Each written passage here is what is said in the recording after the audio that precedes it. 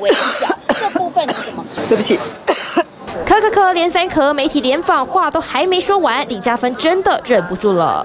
对不起，我觉得喉咙那个水啊。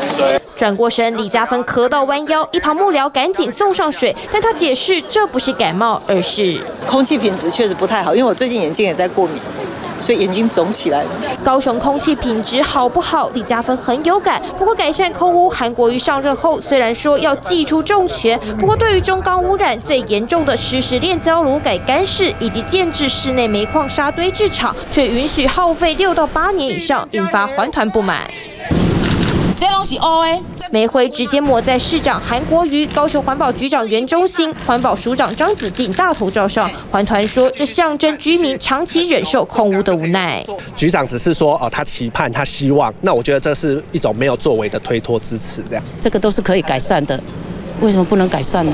坦白说，我们也不知道那个来源呐，哈，那这个可能需要化验，这都符合政府的规定。不满高雄空污改善依旧牛步，环团集结不惜抹黑自己脸，表达抗议，就怕污染问题再拖下去，不止市长夫人酷嫂，就连附近居民也受影响。TVBS 新闻吴少龙、黄小琪、李作恒高雄采访报道。